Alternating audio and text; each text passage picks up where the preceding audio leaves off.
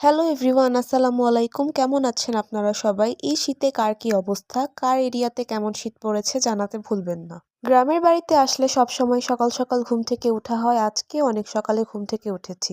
রান্নাঘরে এসে দেখলাম আমার আম্মু রান্নার জন্য কাটাকাটি করছে।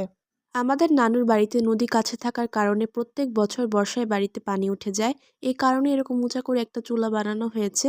আমার নানু প্রত্যেক বর্ষায় এখানেই রান্না করে। আজকে আমাদের সকালের নাস্তায় ছিল লুচি আর আলুর দম। আজকের সকালের খাবারটা আমার খালুর পক্ষ থেকে ছিল। শীতে গরম গরম লুচি আর আলুর দম খেতে কার না ভালো লাগে। আমার আম্মু এখানে লুচিগুলো বেলে দিচ্ছিল আর আমার খালামণি এগুলো এক এক করে ভাজছিল।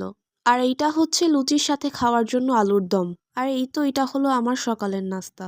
আমরা এখানে নাস্তা খেতে খেতে দেখলাম আমার নানু এখানে হাঁসের খাবার দিয়ে দিল। দেখতে ভালোই লাগছিল, সবাই মাশাল্লাহ বলবেন।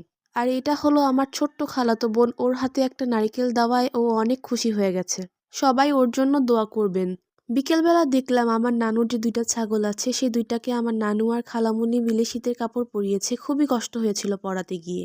একটাকে অনেক কষ্টে পরিয়েছে, আরেকটাকে তো পরাইতেই পারে নাই, অনেক দুষ্টু ছিল ওই ছাগলটা। এটা হচ্ছে আমার আরেকটা ছোট্ট খালাতো বোন, ও ছাগল নিয়ে দৌড়াদৌড়ি শুরু করছে। সন্ধ্যায় সবাই মিলে রসের চিতই পিঠা বানাচ্ছিল। শীত মানেই পিঠার ঘ্রাণ, আর তার মধ্যে সবচেয়ে আলাদা একটা নাম রসের চিতই পিঠা। আর এখানে আমাদের নানু আমাদের জন্য পায়েস বানিয়েছে। এটাও রসের তৈরি একটা পায়েস ছিল।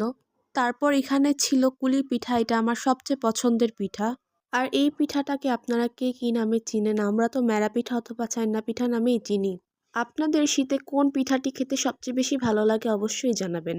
আজকের ভিডিওটা এই পর্যন্তই। ভিডিওটা শেষ পর্যন্ত দেখার জন্য সবাইকে ধন্যবাদ। আল্লাহ হাফেজ।